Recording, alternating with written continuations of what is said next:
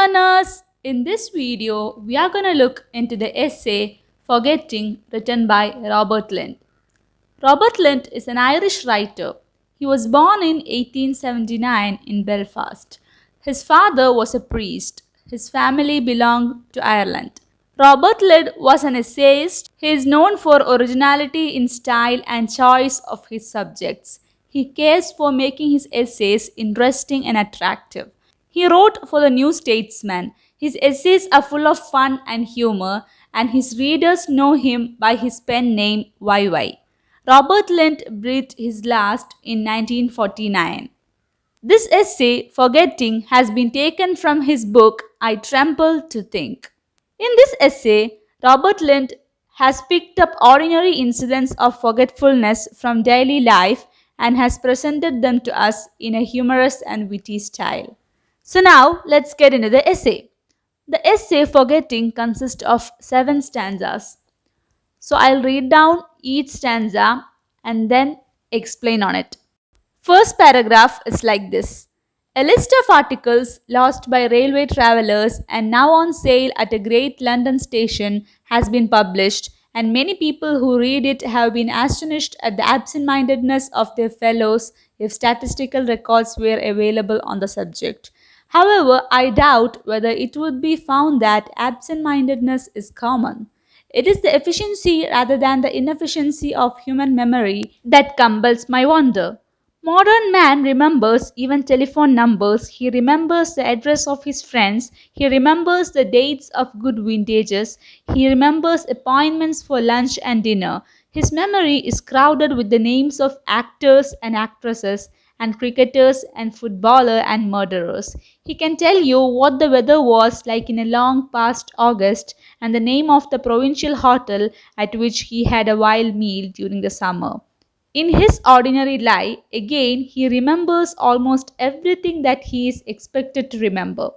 How many men in all London forget a single item of their clothing when dressing in the morning? Not 1 in 100, perhaps not 1 in 10,000.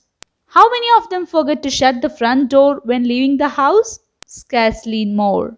And so it goes on through the days, almost everybody remembering to do the right things at the right moment till it is time to go to bed. And then the ordinary man seldom forgets to turn off the lights before going upstairs. So, in this paragraph, he begins the essay by saying about the articles being sold in a railway station. Those articles or those books were forgotten in train by the travelers. And he says that the readers or he wonders about the absent mindedness of the people. He doubts that the absent mindedness is common in man. He uses the word absent mindedness for forgetting. Then, through this paragraph, he speaks about the things man doesn't forget, like telephone numbers and the address of his friends, date of good vintages, appointments for lunch and dinner, names of celebrities like actors, cricketers, murderers, etc., and the weather of long past August, and name of the provincial hotel where he had a wild meal in summer, any piece of cloth to wear, and to close the front door while leaving home. He says that people rarely forget any of these, but he forgets simple things like switching off the light before going upstairs. Now let's move on to the second paragraph. There are, it must be admitted, some matters in regard to which the memory works with less than its usual perfection. It is only a very methodical man, I imagine, who can always remember to take the medicine his doctor has prescribed for him. This is the most surprising because medicine should be one of the easiest things to remember. As a rule, it is supposed to be taken before, during, or after meals, and the meal should be a reminder of it. The fact remains, however, that few but the moral gents remember to take their medicine regularly. Certain psychologists tell us that we forget things because we wish to forget them. And it may be that it is because of their antipathy to pills and potion that make people fail to remember them at the appointed hours. This does not explain, however, how it is that a lifelong devotee of medicines like myself is as forgetful of them as those who take them most unwillingly. The very prospect of a new and widely advertised cure all delights me. Yet, even if I have the stuff in my pocket, I forget about it as soon as the hour approaches, at which I ought to swallow it. Chemists make their fortune out of the medicines people forget to take. Here, in this paragraph, Robert Lynd says that we have to admit that there are some matters in which our memory works with less perfection. Then, throughout the paragraph, he writes about people forgetting to take their medicines on time. He says that only a methodical man will not forget to take medicines as prescribed. And he says that it is surprising as the medicines are easiest thing to remember because it may be mentioned to take before or after meals and we don't forget to have any meal. So the meal would be a reminder for the pills or the medicine. And he adds that only moral Jans takes pills on time. Psychologists say that we forget things because we wish to forget. It may be because their antipathy to pills that they are forgetting it. He says that he forgets to take the pill even if it is in his pocket. He will forget it as soon as the time to have it approaches, and chemists take advantage of this forgetfulness. Now let's look into the third paragraph. The commonest form of forgetfulness, I suppose, occurs in the matter of posting letters. So common is it that I am always reluctant to trust a departing visitor to post an important letter. So little do I rely on his memory that I put him on the oath before handling the letter to him. As for myself, anyone who asks me to post a letter is a poor judge of character. Even if I carry the letter in my hand, I am always past his first pillar box before I remember that I ought to have posted it. Weary of holding it in my hand, I then put it for safety into one of my pockets and forget all about it. After that, it has an adventurous life till a long chain of circumstances leads to a number of embarrassing questions being asked, and I am compelled to produce the evidence of my guilty from my pocket. This, it might be thought, must be due to lack of interest in other people's letters, but that cannot be the explanation, for I forget to post some even of the few letters that I myself remember to write. Okay, so in the first paragraph, we saw that the writer talks about the things man remembers and the simple things that man forgets. And in the second paragraph, he talks about forgetting to have medicine. Now, in the third paragraph, he is talking about forgetfulness in the matter of posting letters. He says that he does not trust anyone to give them letters of him to post. His case is also the same. If someone gives him a letter to post, he may put them in his pocket for safety and then he will totally forget about it. He says that it may be due to the lack of interest on others' letters. But then he says that it is not the correct explanation because he even forgets to post his letters. So these are the things he mentioned in third paragraph. Now let's look on to the fourth paragraph. As for leaving articles in trains and in taxis, I am no great delinquent in such matters. I can remember almost anything except books and walking sticks, and I can often remember even books. Walking sticks, I find it quite impossible to keep. I have an old fashioned taste for them and I buy them frequently, but no sooner do I pay a visit to friend's house or go on a journey in a train than another stick is on its way into the worker of the lost. I dare not carry an umbrella, has even the grimmest Javel umbrella carrier ever achieved this? Okay. In this paragraph, the writer says about his own forgetfulness. He says that he does not forget articles or books in the train, as he mentioned about some people's in the starting of the essay. And he says that walking sticks or umbrellas are the things he always forget. Now let's look into the next stanza, the fifth paragraph. Few of us, however, have lost much property on our travels through forgetfulness. The ordinary man arrives at his destination with all his bags and trunks safe.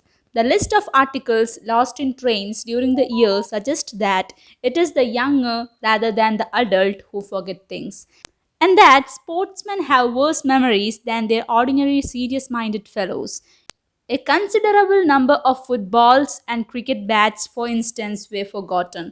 This is easy to understand. For boys returning from the games, have their imagination still filled with a vision of the playing field and their heads are among the stars or their hearts in their boots, or they recall their exploits or their errors. They are abstracted from the world outside them. Memories prevent them from remembering to do such small, prosaic things as take the ball or the bat with them when they leave the train. For the rest of the days, they are citizens of dreamland. The same may be said, I do not know with what justification, to be the most imaginative of men and the man who is inventing magnificent lies on the journey home after a day's fishing is heard to be a little absent minded in his behavior. The fishing rod of reality is forgotten by him as he daydreams over the feats of the fishing rod of utopia. His loss of memory is really a tribute to the intensity of his enjoyment in thinking about his day's sport.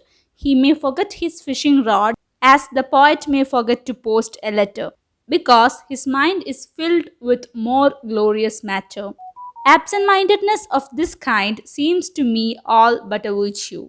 The absent minded man is often a man who is making the best of life and therefore has nothing to remember the mediocre. Who would have trusted Socrates or Coleridge to post a letter?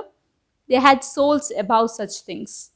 So, in this paragraph, the writer says that we have lost much property on our travels. The list of articles left in the train shows that young ones are forgetting than the elder ones. Then he says that sportsman has worst memories because a considerable amount of cricket bats and footballs are seen forgotten.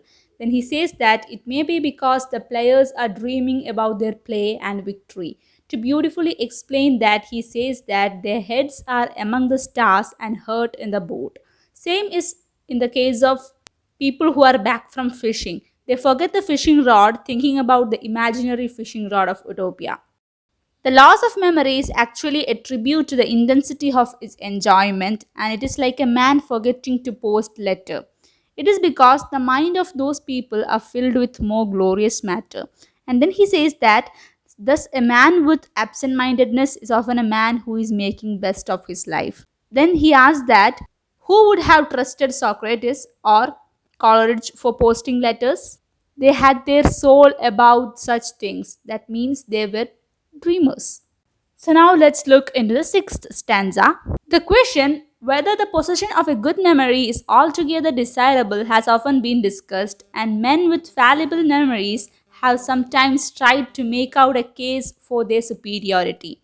A man, they say, who is perfect remembering machine is seldom a man of first-rate intelligence, and they quote various examples of children or men who had marvelous memories and who yet had no intellect to speak of. I imagine, however, that on the whole, the great writers and the great composers of music have been men with exceptional powers of memory. The poets I have known have had better memories than the stockbrokers I know. Memory, indeed, is half the substance of their art. On the other hand, statesmen seem to have extraordinarily bad memories. Let two statesmen attempt to recall the same event. What happens? For example, at some cabinet meeting, and each of them will tell you that the other's story is so inaccurate that either he has a memory like a sieve or is an audacious perverter of the truth. The frequency with which the facts in the autobiographies and speeches of statesmen are challenged suggests that the world has not yet begun to produce ideal statesmen who, like great poets, have the genius of memory and of intellect combined. In this stanza, he writes about the people having good memory. A man with good memory power is thought as intelligent one, but actually those people has no intellect to speak.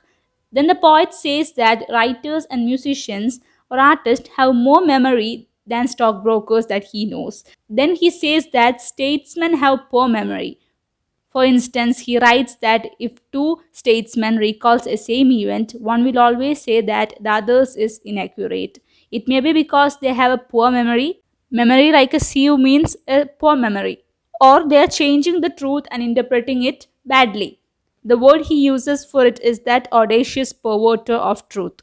Then he concludes that the autobiographies and speeches of statesmen are challenged and it shows that the statesman doesn't have genius memory and intellect combined as the great poets have. Now, let's look into the last paragraph.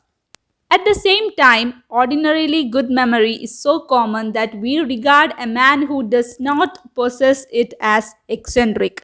I have heard of a father who, having offered to take the baby out in a perambulator, was tempted by the sunny morning to pause on his journey and slip into a public house for a glass of beer.